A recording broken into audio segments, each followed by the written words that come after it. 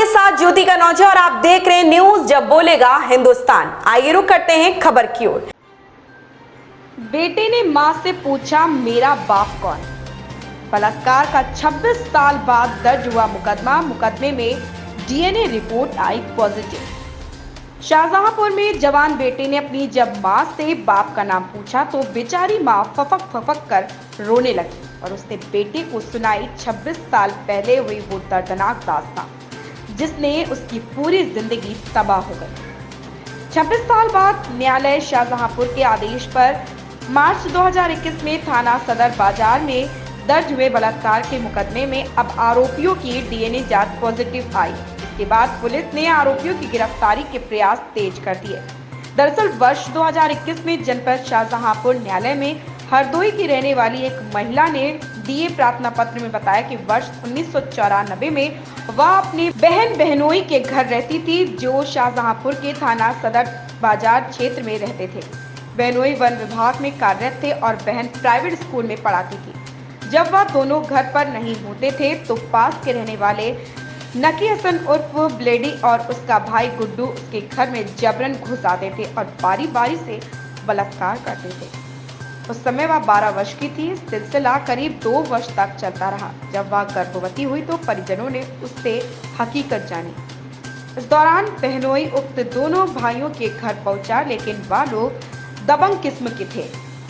उन लोगों ने उसके घर में घुसकर बहनोई को मारा पीटा और पूरे परिवार को जान से मारने की धमकी दे डाली। बहनोई का ट्रांसफर रामपुर में हो गया।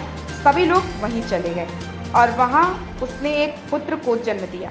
अल्प आयु में मां बनने के बाद लोक लाज से बचने के लिए बच्चे को जनपद हरदोई के थाना शाहबाद के एक परिवार को दे दिया गया।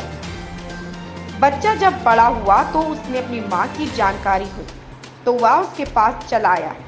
इस समय उसकी आयु 24 वर्ष की हो चुकी थी, लेकिन वह हर रोज अपनी मां से बस एक ही बात पूछता रहता था कि उसका बाप कौन है।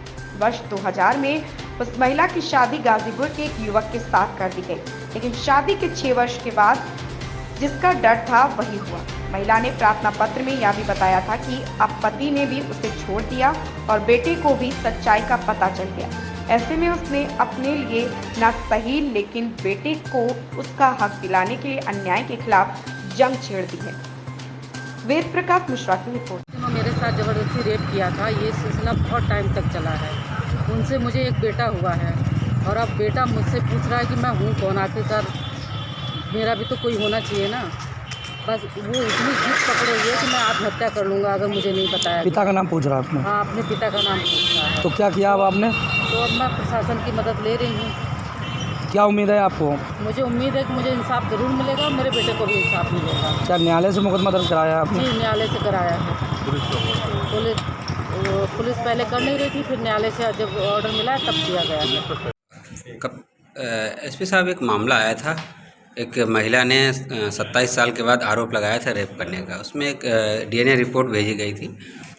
रिपोर्ट आई है। क्या पूरा मामला और क्या कार्रवाई कराई जा रही है? कुछ दिनों पहले एक महिला ने आरोप लगाया था सदर बाजार क्षेत्र के 2 व्यक्तियों पर, दोनों भाई हैं, कि इन्होंने उसके बहुत जब वो कम उम्र की थी तो इनके साथ शारीरिक संबंध बनाए थे जिससे वो गर्भवती हुई थी और बच्चा हुआ था।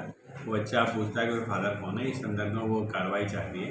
उनके द्वारा दिए गए प्रार्थना पत्र पर अभियोग पंजीकृत कराया गया था और डीएनए परीक्षण के लिए सैंपल भेजा गया था आरोपी का और उनके पुत्र का, और पॉजिटिव आया है। इस संदर्भ में आरोपियों के विरुद्ध पर्याप्त साक्ष्य संग्रहित किया जा रहा है और उनकी गिरफ्तारी सुनिश्चित की जा रही है और इसके लिए टीमें लगाई गई हैं। बहुत जल्द गिरफ्तार करके जेल भेजने की कार्रवाई की। ऐसी ही खबर से जुड़े रहने के लिए आप देखते रहिए न्यूज जब बोलेगा हिंदुस्तान।